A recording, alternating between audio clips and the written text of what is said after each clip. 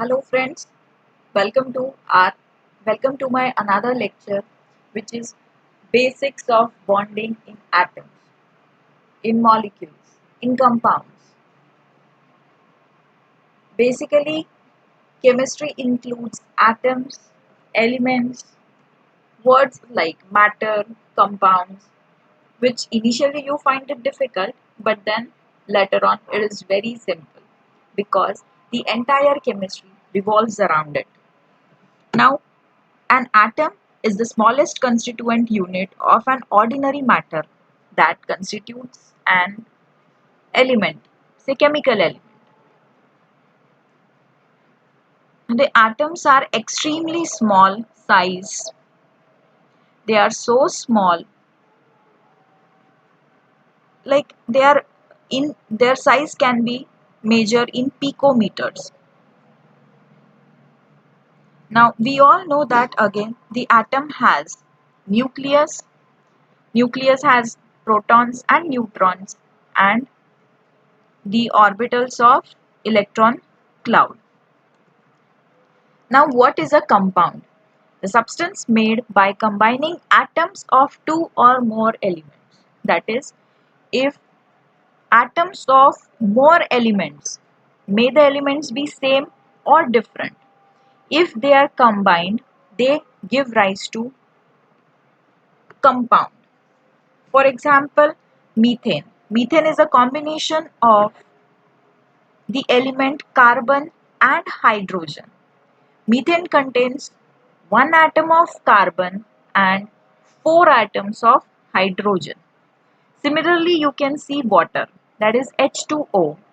H2O has two atoms of hydrogen and one atom of oxygen. That is the combination of atoms of one or more element. So, this is called as a compound. Now, the most important, what is a chemical formula? The chemical formula tells us the elements present in a compound. The elements present in a compound and the exact number of the atoms of that element. For example, C6H12O6. We all know it is the formula for glucose. Now what does that formula shows? It shows that first of all it tells us how many types of elements are present in a compound. So there are three types of elements. One is carbon, one is hydrogen, one is oxygen. And now we can tell the exact number of atoms of each element. That is 6 atoms of carbon, 12 atoms of hydrogen and 6 atoms of oxygen. It constitutes a formula C6H12O6. Thus, a chemical formula tells us the number of atoms of that element. Now we will see details what the chemical formula, the suffixes or the prefixes or the subscripts or the superscripts are denoted. How are they denoted? Like for example, you have seen H2O. H2O is the chemical formula for water. H2 is written as an subscript. 2 is written as an subscript. Remember, subscript represents number of atoms in a molecule of a particular element. Okay. Now, if you put 2 in front of H2O, that is, we called as a coefficient. It represents the number of units of each substance. Number of units of each substance. And if it has anything, now the H2O doesn't have. For example, SO4 2 minus. It has an superscript 2 minus. It represents oxidation number or how many electrons has been gained or lost. 2 minus. Now minus, if any of the atom has a minus sign, element has a minus sign, we call it as an anion. Anion is the that means it has gained electron, and if the sign is plus, that means it has lost electron. Now here SO4 2 minus, that means it has gained 2 electrons, and that's why the electron density or the negative charge has been increased. That is represented by 2 minus. That is called as superscript. So anything that is written down is subscript. It represents the number of atoms. Coefficient represents the number of units of each substance, and the superscript represents the oxidation number, or in simple term you can say the number of electrons that has been gained or lost. Now, why is bonding important? We all know the types of bond. There are many types of bond. Now, why the bonding is important? Atoms form compounds to become chemically stable.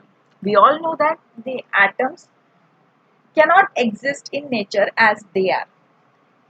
All have different properties. Some are gaseous, some are liquids, like elements. Elements are gaseous, elements are liquid. But they, to become chemically stable, they has to get converted into a compound. An atom is chemically stable when the outer energy level is complete or fully filled. Now, in order to complete the outer energy level of an atom, it has to either gain electron or it has to share its electron, gain its electron, lose its electron, right? So, the process of doing this is called as bonding. Now, what is a chemical bond? Chemical bond is nothing but the force that holds together the atom in a substance. Chemical bond is nothing but a force that holds together the atom in a substance. For example, now H2O, the bond between two hydrogen atoms and one oxygen atom holds together two hydrogen atom and oxygen atom. That is called as chemical bond.